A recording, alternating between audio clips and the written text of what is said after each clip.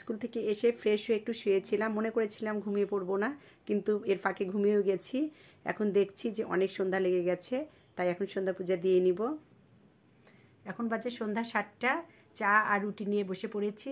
আসলে চায়ের সাথে রুটি আমি খুব পছন্দও করি, তো দুধ চা হলে বেশি ভালো হতো, কিন্তু দুধ চা খাই না, তা লাল চা দিয়েই খাবো। আর চা খাওয়ার পরে আমি আমার প্রতিবেশী কাকু অসুস্থ, তাকে দেখতে যাব। আমার পিছনে যে ব্যক্তি দেখা যাচ্ছেন উনি হলো চম্পকলাল বসাক স্যার।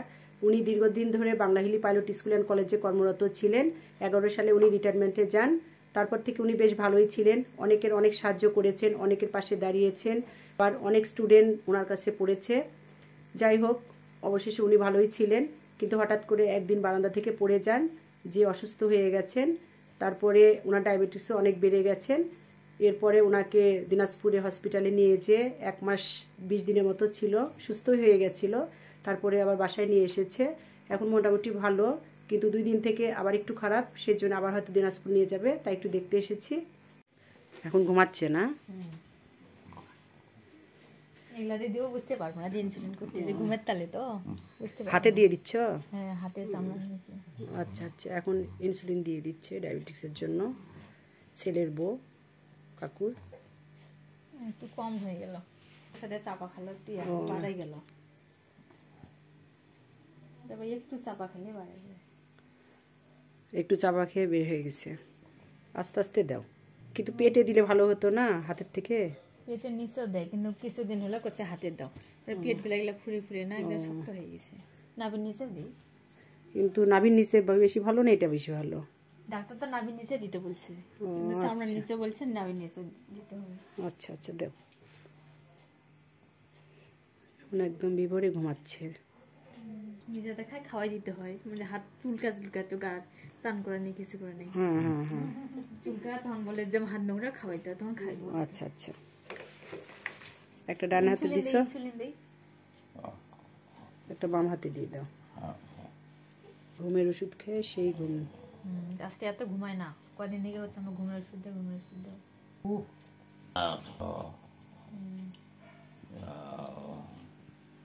মাসের দিকে ফোড়া দেয়নি,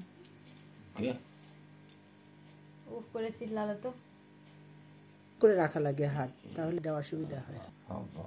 হ্যাঁ, খালি সবসময় খালি মুখে এগুলা কথা, এগুলো কথা বলা যাবে তাই? এখন কেমন লাগতেছে কাকু? শরীর কেমন লাগতেছে?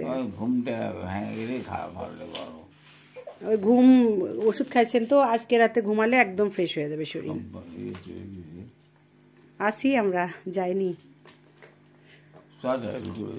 না না, শরীর অসুস্থ। ভালো লাগতেছে এখন কাকু? ভালো লাগতেছে, কিন্তু ঘুমরা ভাঙলে চোখটা খুলে গেলে ভালো লাগবে। মরতে তো হবে না না, তাড়াতাড়ি সুস্থ হয়ে বাসায় চলেন, একদিন আমি রান্না করে খাওয়াবো। এখন কি খাওয়াবো? তার তো চামড়ি খাবো। হ্যাঁ, চামড়ি আমি কি নিয়ে আসবো চামড়ি এখানে? চামড়ি পেট ভরে খাবো চামড়ি। কি রান্নাবাড়ি কি হালকা করে খাচ্ছে না তোমার? রান্নাবাড়ি ঝাল খেতে পারে না, হালকা করে অর্ধেকটা ঝাল দিয়ে রান্না করা লাগে।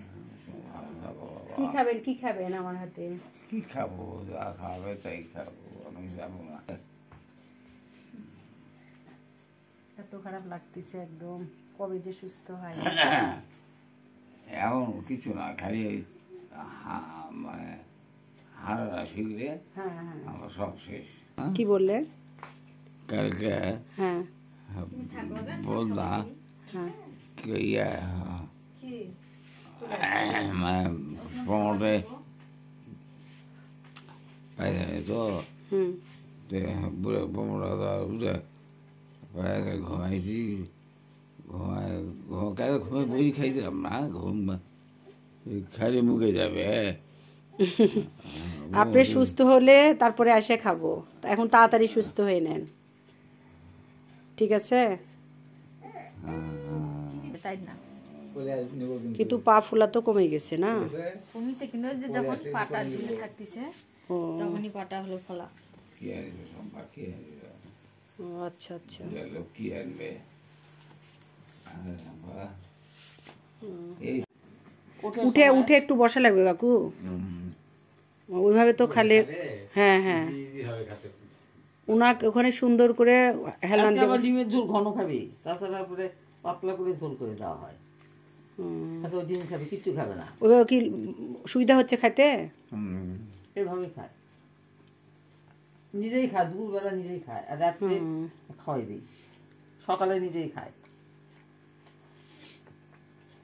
এখন তাহলে দুবেলা রুটি খাচ্ছে, সকালে আর রাতে। রাতে রুটি ওটা খাচ্ছিল না, ভাতই খাচ্ছিল, এই কদিন তো রুটি খাচ্ছে। ডাক্তারে বলছে ওখানে ভাতই খাইছে। ডাক্তার ভাত খাইতে বলছিল। ওখানে ওই যে কিন্তু ডায়াবেটিক্স এত বেশি, তারপর ভাত দিছে। বেশি না, ডায়াবেটিস কন্ট্রোল হয়।